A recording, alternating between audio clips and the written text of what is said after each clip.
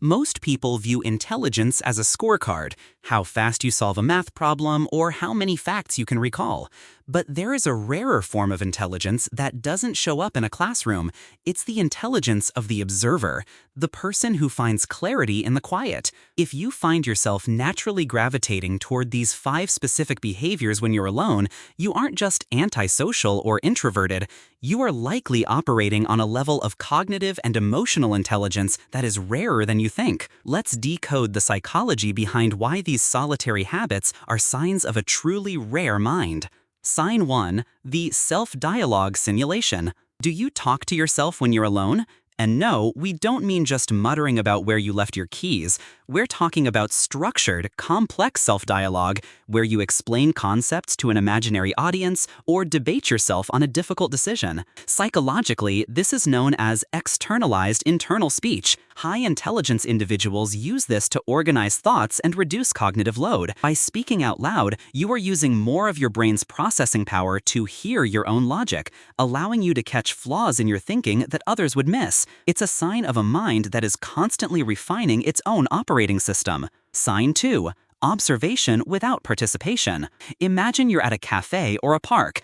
Instead of scrolling through your phone to avoid the awkwardness of being alone, you simply sit and watch. You notice the subtle micro-expressions on a stranger's face, or the pattern of how people navigate a space. This is passive hyperintelligence. Most people feel an urgent need to be in the world to feel relevant, but a rare mind feels most powerful when it is outside looking in. You are collecting data points on human behavior, social dynamics, and environmental patterns. This ability to detach and observe is the foundation of high-level strategic thinking. Sign 3. Voluntary Cognitive Boredom. In an age of instant dopamine, the rarest thing a person can do is sit in a room alone and do nothing. No music, no podcasts, no screens. If you can tolerate and even enjoy prolonged periods of cognitive boredom, your brain is likely engaging in what psychologists call default mode network, DMN. This is where the most creative and profound breakthroughs happen. While others are drowning out their thoughts with noise,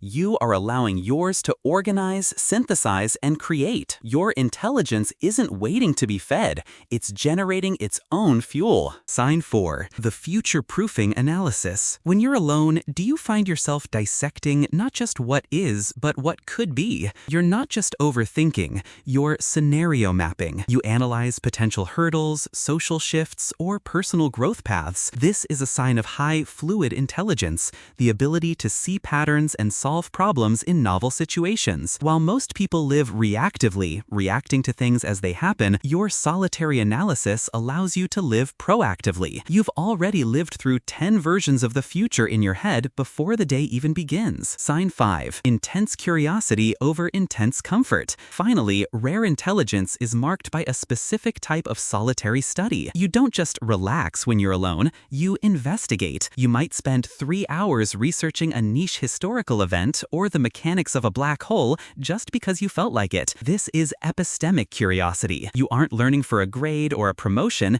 you're learning for the sake of the truth. This intrinsic drive to understand the why behind the what is the hallmark of the world's greatest thinkers. Your me time is actually a laboratory for your mind. Being alone doesn't mean you're lonely. For a rare mind, it means you're finally in good company. If these 5 things felt like a description of your private life, you have a cognitive depth that most people will never see, and that's exactly what makes it so rare. Which of these 5 things do you find yourself doing most often? Drop the number in the comments below. I read every single one.